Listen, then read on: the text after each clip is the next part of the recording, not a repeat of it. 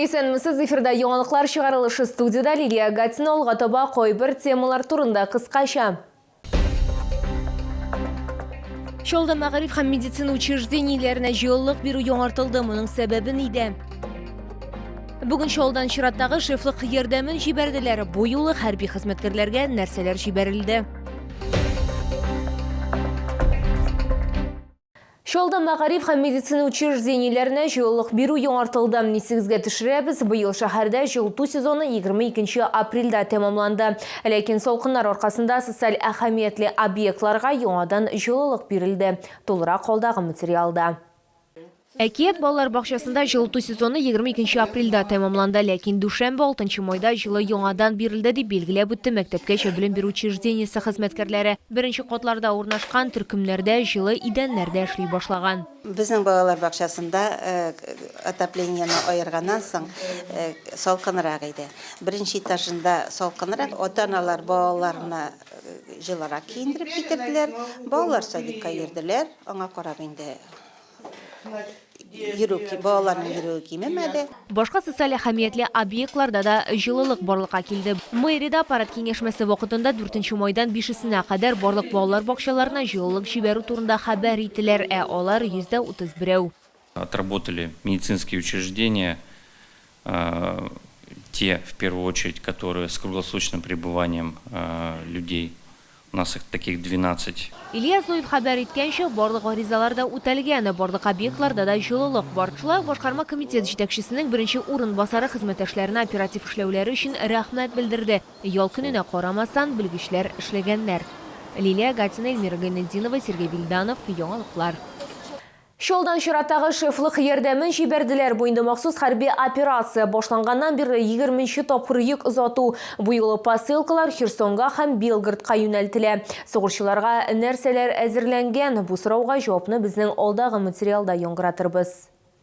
Везу третий раз гуманитарную помощь нашим бойцам. Татарин кушаматлы ират кирәк кадәр ярдәм итәчәк. Мондый бартык уртак тырышлык белән генә җиңүне якынайтырга мөмкин. Хәрбиләргә идән хәбәрләр алу бик рәхәт ди ул. Балаларга көч бирә һәм сугышчаны рухны күтәрә. Мы везем гуманитарную помощь 810-й бригады морской пехоты, Херсонская область. Собрали гуманитарную помощь для бойцов наших. Бензопилы, генераторы и продукты питания. Шулай ук техник җиһазлар, төнгә күрү приборлары, дроннарга каршы корал, бинокльләр һәм башка күп нәрсәләр. Хәрби бурычларны үтәгәндә хәрбиләргә кирәк булганның барысы да бар. Шолы мэрен Ольмахдиев хәрбиләргә хәерле юл теләү өчен килде.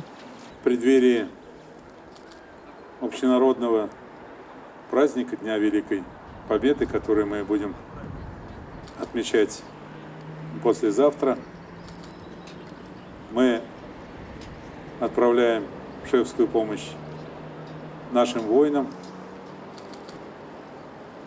достойным продолжателям ратных подвигов наших отцов и дедов. Гуманитар йөкнең гомуми авырлыгы 18 тонна тәшкил итә, сумма 2 миллион сумнан артык. Хәрбиләргә шефлык ярдәмен берничә көн эчендә алып барып тапшыру планлаштырыла. Лилия Гатина, Эльмира Гайнетдинова, Сергей Вильданов, яңалыклар. Без хәтерлибез, без горурланабыз. Шолның зур сыйдырышлы автобусларына әлеге сүзләр язылган наклейкалар, шулай ук Георгий тасмалары бизи. Җәмәгать транспорты салоны да бизәлгән. Булар барысы да 9 май алдыннан эшләнелгән. Бүген пассажирлар сыйфатында безнең төшерү төркемендә булып кайтты. Шолда акция беренче тапкыр үткәрелә. Оештыручылар Горкомунхоз предприятиесе хезмәткәрләре. Алар әйтүенчә, җиңү көне алар өчен дә аерым мәгънәгә ия бәйрәм. Был дедушка Аглюлин Бекмула Аглиулович, который тоже 18 лет ушел на фронт, служил, был участником Великой Отечественной войны. До 90 лет прожил, воспитывал нас, рассказывал, как это было, как это происходило. Пассажирларга Георгий тасмалары да таратыла. Чолы халкы һәм шәһәр кунаклары әйтүенчә, мондый акциялар бик кирәк. Очень интересный автобус, впервые такой вижу. Это очень интересно, особенно вот для подрастающего поколения, для таких малышей. Интересную очень экскурсию экскурсовод провел, рассказал о картинах, об авторах, даже из Челнов. В общем, было приятно, и я поздравляю всех с наступающим Днем Победы. Автобуслары жиңу күні һәм 9 май алдыннан гына түгел, бәйрәмнәрдән соң да йөрер дип планлаштырыла. Лилия Гатина, Эльмира Гайнетдинова, Кирилл Хабзей, яңалыклар.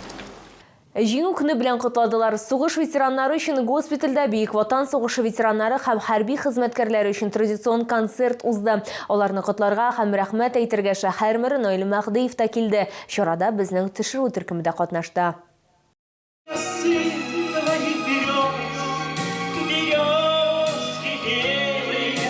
Бөек Ватан сугышы ветераннары өчен музыкаль концертны энергетик мәдәният сарае артистлары куйды. Следующее поколение, которое будет жить и работать на этой земле, уже, к сожалению, ветеранов Великой Отечественной войны лицезреть и видеть не будет. И, безусловно, наша задача окружить заботой и вниманием оставшихся участников войны. Бүген госпитальдә 23 Бөек Ватан сугышы ветераны дәвалана. Они у нас лежат на гериатрических койках. Это комплексное лечение. Если у них есть какие-то проблемы с сердцем, их лечит кардиолог. Бәйрәмдә реабилитациядә булган махсус хәрби операциядә катнашучылар да катнашты. Тантаналы чара ахырында шәһәр башлыгы Наил Мәхдиев Бөек Ватан сугышы ветераннарына һәм махсус хәрби операциядә катнашучыларга бүләкләр тапшырды. Лилия Гатина, Лейсан Габдрашитова, Кирилл Хабзей, яңалыклар. Бу сезгә җиткерәсе соңгы мәгълүматыбыз иде. Мин Лилия Гатина, сезнең белән сау булашам һәм барыгызны да якынлашып килүче 9 май бәйрәме белән тәбрик итәм.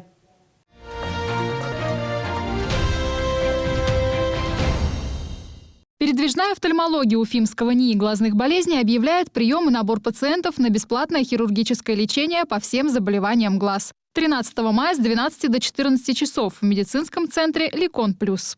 Порадуйте себя и своих близких вкусным ароматным чаем Дарфорд Премиум. Элитный чай – тепло семейного очага.